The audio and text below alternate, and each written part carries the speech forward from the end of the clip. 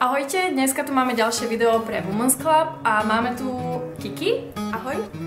Dneska bude video s témou no make-up. Zakryjeme možno poprípade nejaké nedokonalosti, ale v podstate stále zachováme tú jej prirodzenú krásu, vyzdvihneme to, čo treba.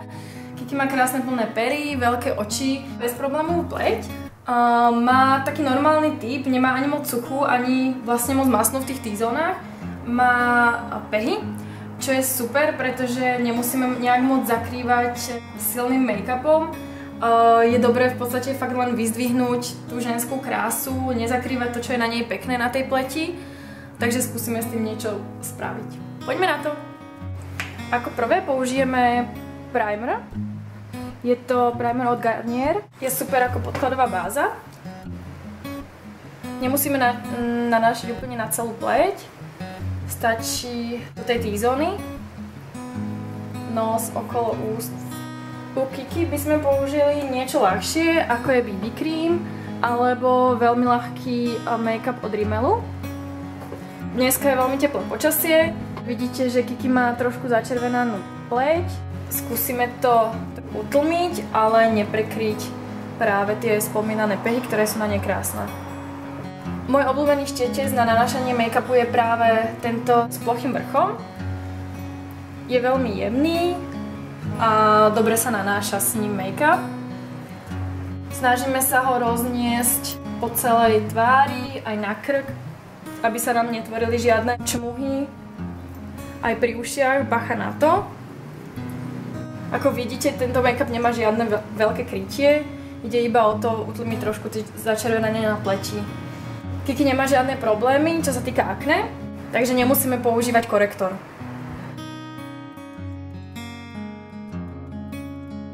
Ďalšia vec, ktorá je veľmi dobrá, je Garnier Roll-On. Je to produkt, ktorý sa nanáša pod oči, zabraňuje vlastne tmavým kruhom pod očami, únave. Používam tento Garnier Roll-On na to, aby som zakryla tmavé kruhy.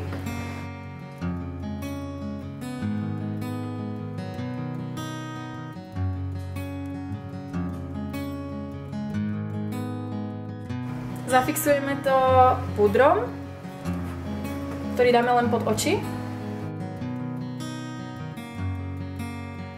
Keďže sme utlmili teraz všetky farby tváre tým make-upom, tak použijeme rúžovú tvárenku na to, aby sme ho trocha rozjasnili.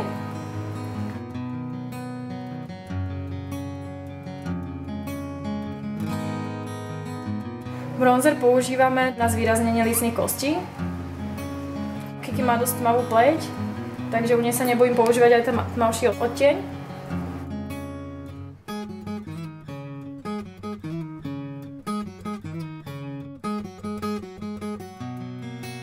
Dáme primer na oči. Je to ako podkladová báza pre tiene, ktoré na tom lepšie držia. Pri každej príležitosti, či si robíte denný make-up alebo make-up na večer, je dobré zvýrazniť obočie. Dať mu nejaký prirodzený tvár.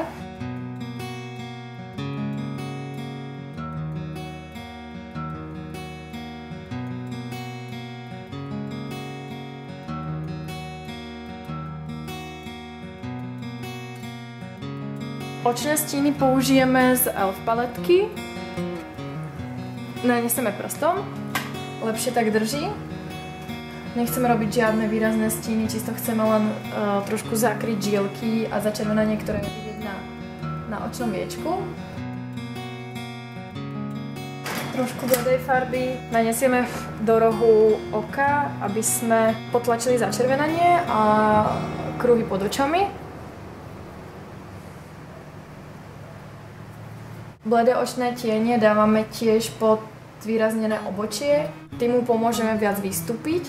Tým, aby sme docielili hĺbší pohľad, dáme tmavšiu farbu z paletky.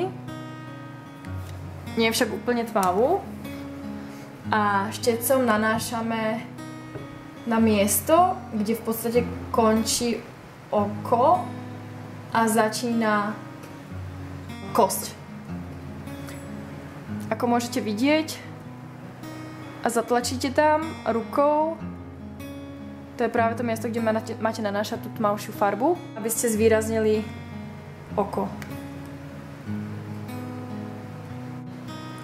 Vždycky všetky očné tiene poriadne roznesieme hrubším štecom, aby sa nám netvorili žiadne tmavé miesta.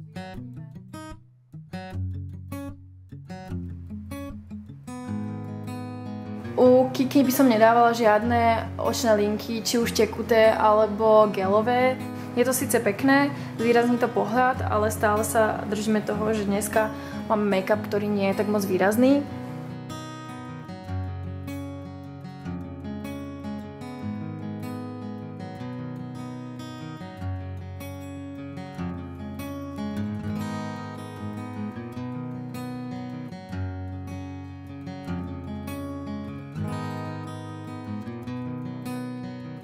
Cez leto na jar je veľmi fajn použiť rúž, ktorý je výrazných farieb. Tento rúž je skôr ako balzám, takisto aj od L'Orealu. Sú to dva moje obľúbené rúže, ktoré môžete používať práve počas leta. Tieto farby sú ideálne na zvýraznenie opálenia.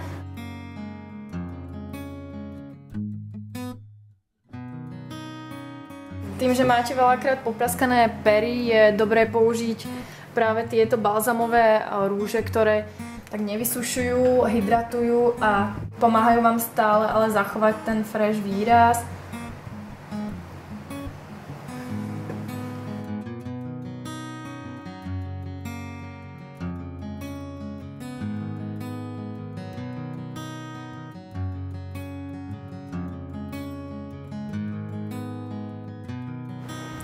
Ak sa vám toto video páčilo, určite nám dajte like a dolu vidíte tlačítko odebírať, dajte odebírať a spolu s nami sa tešte na ďalšie video.